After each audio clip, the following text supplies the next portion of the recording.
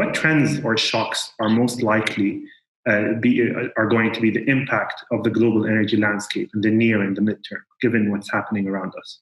Well, we already have experienced one, which is the Saudis, the Russians, and the Americans going to war with each other for a period of a couple of months around production levels. As you know, the United States has been the largest producer in the world. That's a relatively new phenomenon, though, of course, it does have precedent in history way back. And that led to not only a sharp reduction in prices, but also led to an overwhelming of existing places for storage.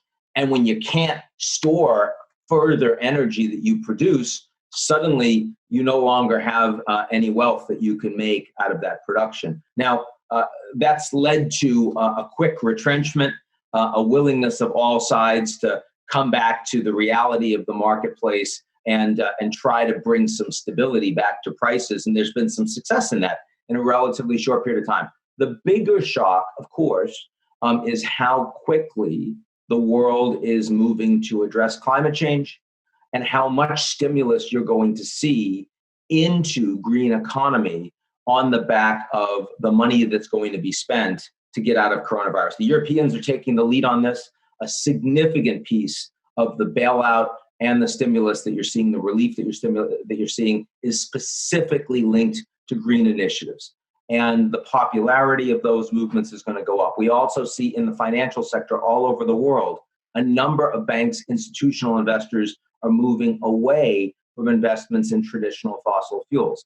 Now, that's going to lead to a couple of changes. The first is going to be a massive increase in investment into renewables of all sorts, nuclear energy, and the rest. The other, and by the way, it's interesting, the German stimulus that we've just seen in the last couple of days, everyone's doing well except the automotive industry. One of the reasons for that is because they're thinking, hey, we can put even bigger amounts into electric vehicles because we know that's the future. And BMW and Mercedes are already moving strong in that direction ahead of the Americans, by the way. But beyond that, there's also going to be, because the world still needs energy and energy demand is down this year, but will be up again in the future. You can't suddenly change the infrastructure away from the oil and gas that you've been using. And so there's still going to be a significant demand for traditional fossil fuels, much less for coal, but much more for oil and especially gas as a transition energy.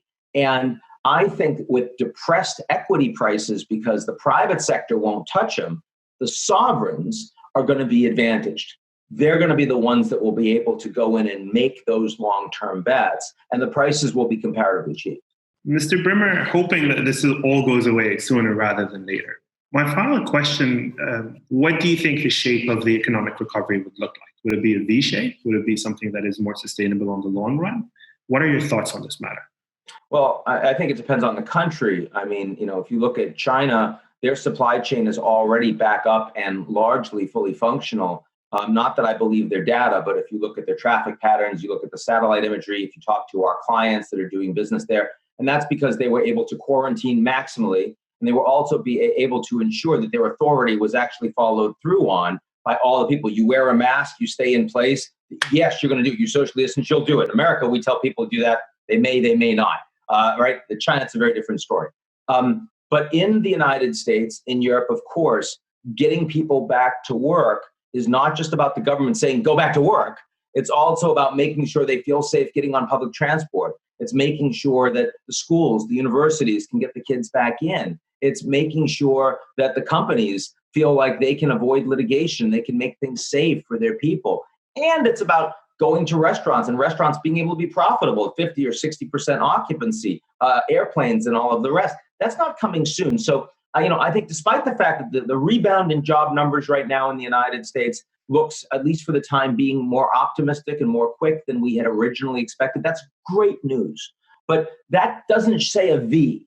That says that you can get a significant amount of the shutdown back, but actually coming back to where we were before the crisis, that's going to take a long time. And there will be stops and starts because of additional outbreaks over the course of certainly the fall in the United States and Europe, seasonality, but also continuing because we're not going to have herd immunity and at that point, and we won't yet have a vaccine. So it kind of looks like a Nike swoosh where it takes a long time to come back, even though it's incremental. And you also have some jags. It's a jagged swoosh with stop, start, where it feels good, but then you have to slow down again. You've already seen that in places like Singapore, Japan. They've done a reasonably good job in responding to the virus, but they get an outbreak and they have to slow things down. Thank you very much, Ian, for your insights today. And I thank you for joining us in Ednoc's Virtual Majlis. My pleasure. Good to be with you. Thank you.